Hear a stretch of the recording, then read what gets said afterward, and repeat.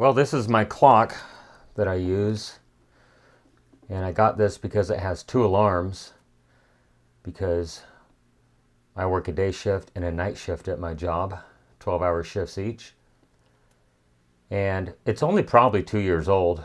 It says it's a Sharp, but it's not Sharp as in Sharp TVs. It's just a Sharp brand. You can see I have one alarm set for 4:30 a.m. and the other one for 3:30 p.m. depending on whether I'm doing the day shift or the night shift. And the problem I'm having with this thing is when I go to set the alarm, so there's the 4 blinking. So I want to move it to 3. So I'm pressing the down button, the minus button. It timed out. I didn't get it fast enough. I gotta press it really, really freaking hard. And then it timed out again.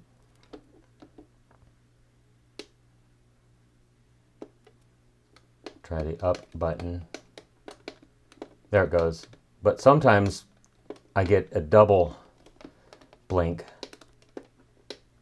Man, I'm afraid I'm going to push it through the board. Because I never finally set it, so it reverted back to 4:30. These buttons appear to work acceptably because I use them. See, that one bounced. I only pressed it once and it bounced. And it did it a second time. Now it's not even working.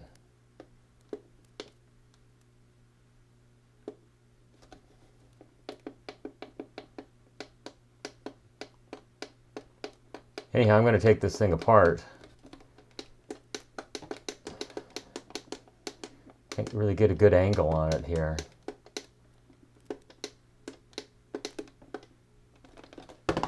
And see if I can replace the stupid little tactile switches in it. And I got this one because it has the projector that displays the time on the ceiling. I like that when I wake up in the middle of the night. So I've already done a modification to it where you can see a couple surface mount resistors right here that I replaced to change the display brightness, because it basically had the brightness of a diesel locomotive. It has 3 steps plus off, so it basically has a diesel locomotive and then like a mid-range, and then a new car with LED headlights is the dim setting, and then off. And it just lit up the room so bright I had to change a couple resistors in it. So that's, I taped them on the inside of the battery cover down here where it has the backup batteries. It will run with just the backup batteries. It just won't have the projector, and I don't think, oh, you can turn it on with the batteries, but it only lasts for about 5 seconds and then it turns off once again. So I'm just going to go ahead and pop all the screws out of it here.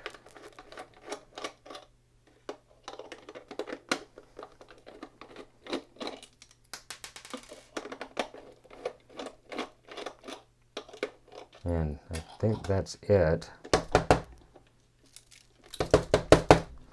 Yeah, and it's got something loose rolling around inside it from, no, it doesn't even want to come out. It's probably spinning the stud inside there. Let's see what happens. There it came out.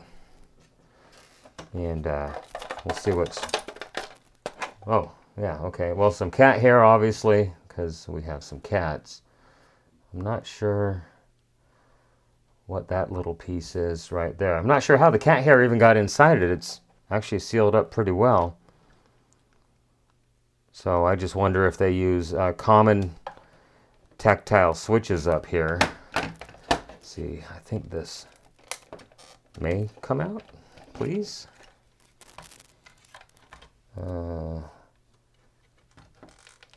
Just got a couple tabs that locate it. Looks like it just has to pull maybe straight out. Maybe the projector has to move out of the way possibly. And no. Well, one moment please. Well, it was just wedged in there really tightly. But they're not actual replaceable switches. Oh man, that thing is in there. It's got a, wow, nice little 8 ohm half watt speaker over here. Back in the day, that would have been probably rated an 8 ohm with a 0.01 or 0.05 watt speaker. I think the ratings have changed over the years. There's the modification I did right there. I think I added a 2.2K resistor. Oh yeah, so here's the switches. I think I can go ahead, they're just held down with adhesive tape. So I think I can just go ahead and take them off of there like that. Oh good, and they're keyed, they have pins. So I'm just going to go ahead and pull all of those off. And look at the corrosion that's on there. This thing's not that old. I wonder if it needs a little bit of dielectric grease on there. But I'll go ahead and pull them all off and put it back together. And I was even thinking if I could put actual tactile switches in here, I would go ahead and add maybe like a 0.01 microfarad capacitor across each switch to keep them from bouncing. But it looks like they're on some kind of a matrix. How does that? Oh, that's the dimmer. So yeah, that's common to that one. So it must scan these two buses, and depending upon what switch is pressed at what time. Yeah, so adding capacitors probably won't work. Well, let's see if we can at least get this adhesive tape off, and I'll just put some regular old Scotch tape on there. And we'll call it a day. Okay, got all those off at least. Now let's go ahead and zoom in and take a close look at this before I do any cleaning. Well, there's the one that's having the biggest problem. It's the minus button. Look at all the crud. Let's try to find a suitable pointing implement here.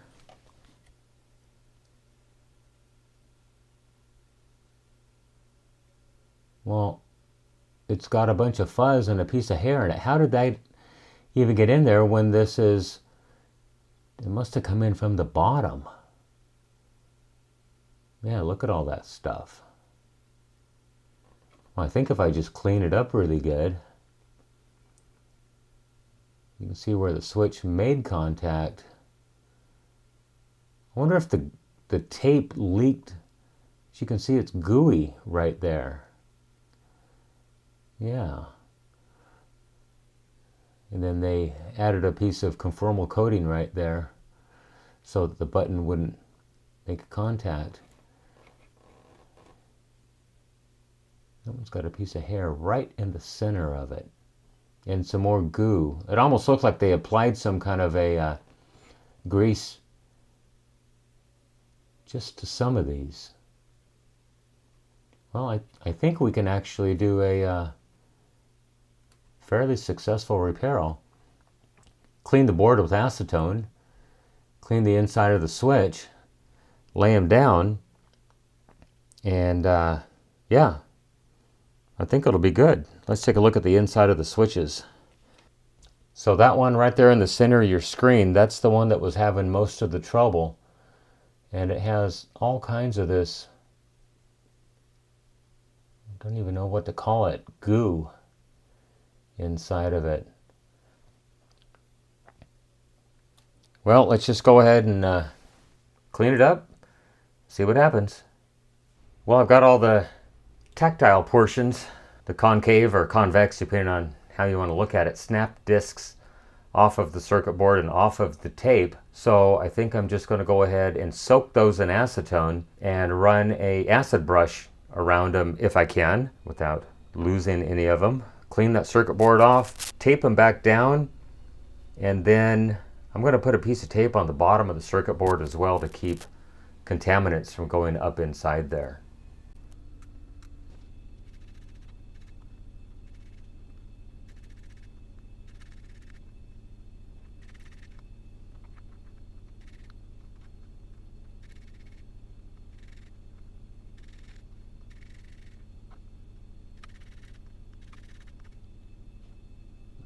Well, you can certainly see how contaminated the acetone became. So I'm going to do a bit more scrubbing on this, and then we'll come back to it.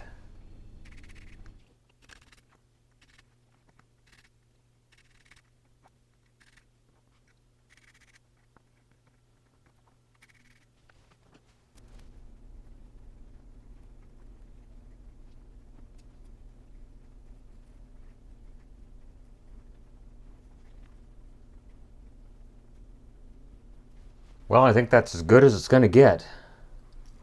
That looked pretty doggone good. That one looks like it's upside down, but it is not upside down. Well, let's go ahead and clean the circuit board next and try to very carefully put this thing back together.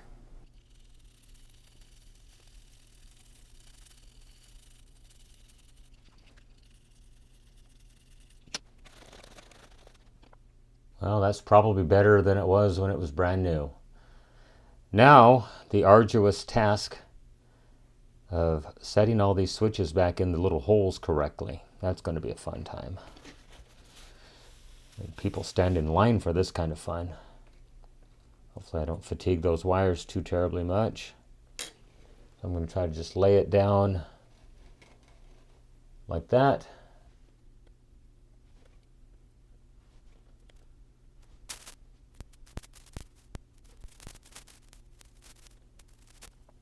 Okay, I'm pretty happy with that.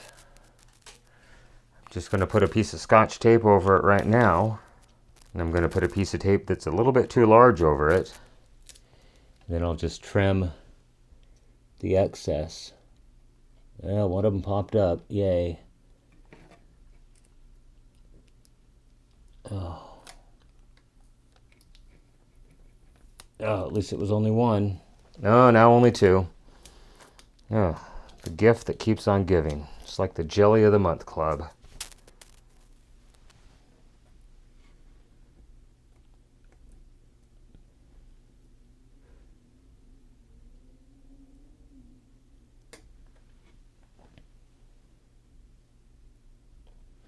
All right, take two.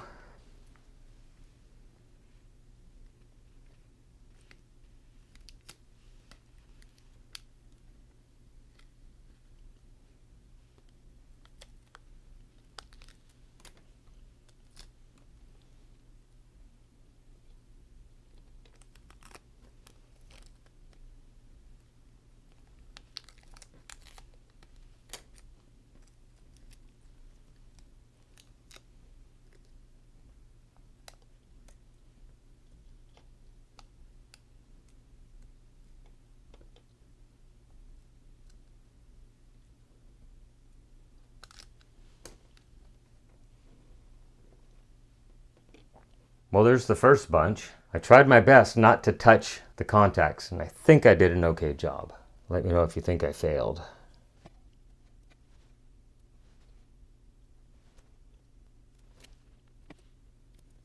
Okay, that looks good. Just got to trim it with a knife and then give it a try.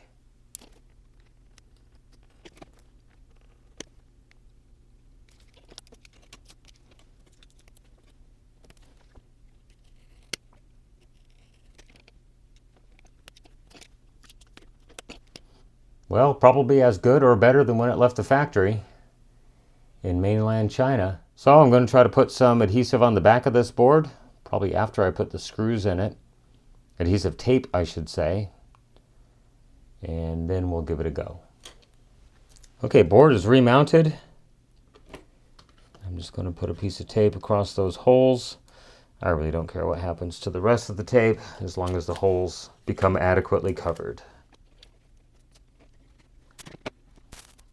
Okay, there we go. Hermetically sealed for life. Well, let's throw this junk back together and see what happens. Okay, all back together. I've got one battery in it. I'm going to pop the other one in it so we can look at the display. And so far, so good. Press the time button gently to go into the setting mode. Yes. Does the minus button work? Oh, yeah, look at that. Barely touch it and it works. So it's currently 11. I said 11 time, and it's 11:14. And yeah, that's it. You don't get to choose the month or anything, so I guess it doesn't matter. So alarm setting, does it work?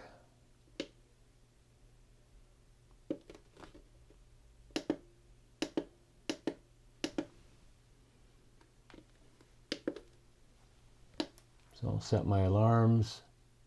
No, it's working perfect. 4:30, and the second alarm.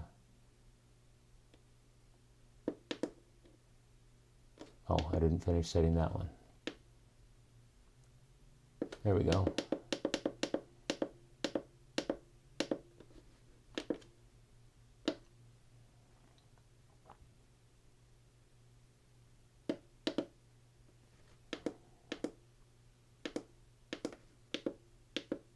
Okay, works great.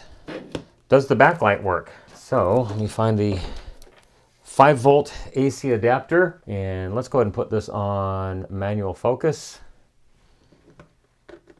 We'll plug the adapter in. I'm going to shut the lights off. And so that is on bright. So there's bright, there's medium, and there's low. And I have low as very, very low, so it doesn't light up the room. So yeah, works perfect. Does the display, that does work. And I didn't set it to on, so it should go off here in a moment.